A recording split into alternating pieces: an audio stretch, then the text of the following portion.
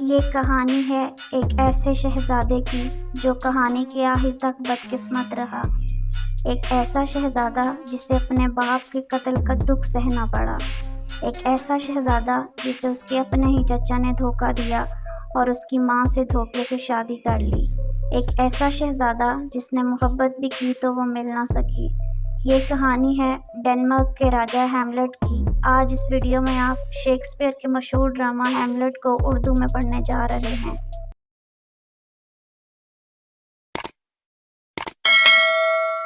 پہلا منظر ایکٹ 1۔ رات کے وقت ڈنمارک کے شہر ایلسینور کے قلعے کی فصیلوں پر محافظ پہرا دے رہے ہوتے ہیں۔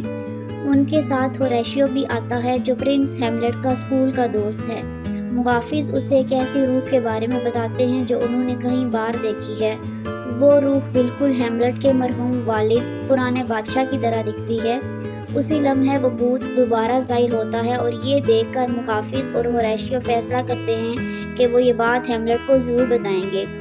دوسری طرف ہیملٹ کا چچا کلاڈیس ہیملٹ کے والد کی وفات کے فوراً بعد ہی اس کی بیوہ یعنی ہیملٹ کی ماں گرٹروڈ سے شادی کر لیتا ہے اور یوں وہ ڈنمارک کا نیا بادشاہ بن جاتا ہے۔ ہیملٹ ابھی تک اپنے والد کے غم میں ڈوبا ہوتا ہے اور اسے اپنی ماں کی جلدی شادی پر شدید افسوس ہوتا ہے۔ اسے لگتا ہے کہ اس کی ماں نے وفاداری نہیں نبھائی۔ جب ہیملٹ کو ہوریشیو سے اس بھوت کے بارے میں پتہ چلتا ہے تو وہ اسے دیکھنے کا خود فیصلہ کرتا ہے۔ دوسری طرف شاہی درباری پولینیوس اپنے بیٹے لرٹیس کو فرانس روانہ ہونے سے پہلے الوداع کہتا ہے اور اسے نصیحتیں کرتا ہے۔ لرٹیس اپنی بہن اوفیلیا کو تنبیہ کرتا ہے کہ وہ ہیملٹ کے ساتھ زیادہ سنجیدہ تعلقات نہ رکھے اور اس کی توجہ کو زیادہ اہمیت نہ دے، کیونکہ وہ ایک شہزادہ ہے اور اپنی بادشاہی ذمہ داریاں اسے اپنے دل کی مرضی سے شادی کرنے نہیں دیں گی۔ ہیملٹ اور اوفیلیا ایک دوسرے کو پسند کرتے ہیں۔ پھر وہ بھوت ہیملٹ کے سامنے ظاہر ہوتا ہے اور دعویٰ کرتا ہے کہ وہ واقعی اس کے والد کی روح ہے۔ وہ ہیملٹ کو بتاتا ہے کہ موجودہ بادشاہ یعنی اس کا چچا کلاڈیس ہی وہ شخص ہے جس نے اسے قتل کیا تھا اور یوں وہ تخت پر قابض ہوا۔ ہیملٹ صدمے میں آ جاتا ہے اور اپنے والد کا بدلہ لینے کی قسم کھاتا ہے۔ ہیملٹ فیصلہ کرتا ہے کہ وہ پاگل پن کا ڈھونگ رچائے گا تاکہ وہ بغیر شک میں آئے اصل حقیقت معلوم کر سکے اور بھوت کی باتوں کو پرکھ سکے۔ ایکٹ 2۔ اپنے منصوبے کے مطابق ہیملٹ پاگل بننے کی اداکاری شروع کر دیتا ہے۔ وہ اوفیلیا کو بھی ٹھکرا دیتا ہے۔ بادشاہ کلاڈیس اور شاہی مشیر پولینیوس ہیملٹ کے رویے میں اچانک تبدیلی کی وجہ جاننے کے لیے اس پر نظر رکھنے لگتے ہیں مگر کچھ سمجھ نہیں آتا۔ کلاڈیس ہیملٹ کے پرانے دوستوں کو دربار میں بلاتا ہے تاکہ وہ معلوم کریں کہ ہیملٹ کو کیا ہوا ہے۔ انہی دنوں کچھ نابدوش اداکار دربار میں آتے ہیں جنہیں ہیملٹ اچھی طرح جانتا ہے۔ ہیملٹ ان اداکاروں کے ذریعے ایک ڈرامہ لکھواتا ہے جس کے مناظر میں اس کے باپ کے قتل کی منظر کشی کی جاتی ہے۔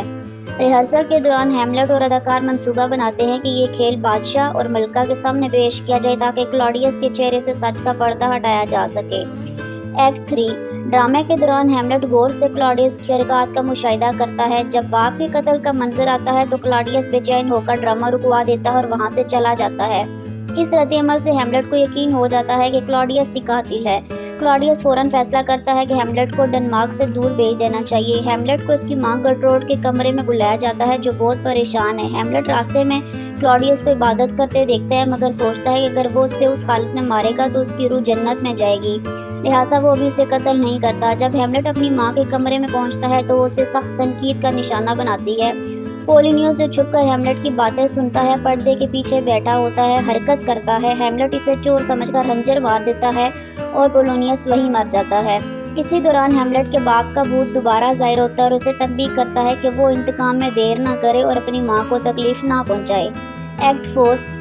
ہیملٹ کو انگلینڈ بھیج دیا جاتا ہے بظاہر ایک سفیر کے طور پر مگر اصل میں بادشاہ نے ایک خفیہ منصوبہ بنایا ہوتا ہے کہ جیسے ہی ہیملٹ انگلینڈ پہنچے اسے قتل کر دیا جائے۔ اسی دوران ناروے کا شہزادہ فورٹابرنس پولینڈ پر حملے کے لیے اپنی فوج کے ساتھ ڈنمارک سے گزرتا ہے۔ سفر کے دوران ہیملٹ کو کلاڈیس کی سازش کا علم ہو جاتا ہے اور وہ خود کو بچا کر واپس ڈنمارک آ جاتا ہے اور گلنٹرنسن اور روزرکرنس کو موت کے منہ میں بھیج دیتا ہے۔ ہیملٹ کی بے روحی اور اپنے باپ پولینیوس کی موت کے صدمے سے اوفیلیا مکمل طور پر ٹوٹ جاتی ہے اور پاگل ہو جاتی ہے اور آخر کار پانی میں ڈوب کر جان دے دیتی ہے۔ ایکٹ 5۔ ڈنمارک واپسی کے سفر میں ہیملیٹ قبرستان پہنچتا ہے جہاں اس کی ملاقات اپنے دوست ہوریشیو اور ایک قبر کھودنے والے گریو ڈیگر سے ہوتی ہے۔ وہاں وہ زندگی اور موت کے اتفاق، قسمت اور انجام پر گفتگو کرتے ہیں۔ اچانک اوفیلیا کا جنازہ اسی قبرستان میں آ جاتا ہے۔ کیا اتفاق! ہیملیٹ کو صدمہ ہوتا ہے جب اسے معلوم ہوتا ہے کہ جس لڑکی سے وہ محبت کرتا تھا وہ مر چکی ہے۔ اس موقع پر وہ اوفیلیا کے بھائی لیٹریس سے الجھ پڑتا ہے جو اب عدالت میں اپنے مرے ہوئے باپ پولینیوس کی جگہ لے چکا ہے۔ پھر دربار میں ایک مقابلے تلوار بازی کا انتظام کیا جاتا ہے جس میں ہیملیٹ اور لیٹریس آمنے سامنے ہوں گے، مگر درپردہ کلاڈیس اور لیٹریس ہیملیٹ کو قتل کرنے کا منصوبہ بناتے ہیں۔ ان کا منصوبہ یہ ہوتا ہے کہ یا تو زہریلی تلوار پوائزن ریپیئر سے ہیملیٹ کو زخمی کیا جائے یا پھر اسے زہریلی شراب پلائی جائے، لیکن قسمت کو کچھ اور منظور ہوتا ہے۔ ملکہ گیٹروڈ ہیملیٹ کی ماں لائمی میں زہریلے پیالے سے شراب پی لیتی ہے اور وہیں مر جاتی ہے۔ لڑائی کے دوران لیٹریس اور ہیملیٹ دونوں زہریلی تلوار سے زخمی ہو جاتے ہیں۔ لیٹریس مرنے سے پہلے ہیملیٹ کو سچ بتا دیتا ہے کہ یہ سب کلاڈیس کی سازش تھی۔ ہیملیٹ آخری سانسوں میں اپنی بچی ہوئی طاقت سے کلاڈیس کو قتل کر دیتا ہے۔ اس سازشی بادشاہ کا انجام وہی ہوتا ہے جو وہ ہیملیٹ کے لیے چاہتا تھا۔ آخرکار ہیملیٹ بھی مر جاتا ہے اور اب صرف اس کا وفادار دوست ہوریشیو باقی بچتا ہے جو ساری حقیقت نئے بادشاہ فورٹمبرانس کو بتانے کا وعدہ کرتا ہے۔ فورٹمبرانس جو پولینڈ کی جنگ سے فتح یاب ہو کر واپس آیا ہے، ڈنمارک کے تخت پر قبضہ کرتا ہے۔ Okay students, if you reached this point of video, I have an important announcement for you all. Like there is a movie of Shahid Kapoor which is Heather, and this movie is based on the Shakespeare play Hamlet. If you want to understand this play, then you can watch Heather. It is in Urdu and Hindi.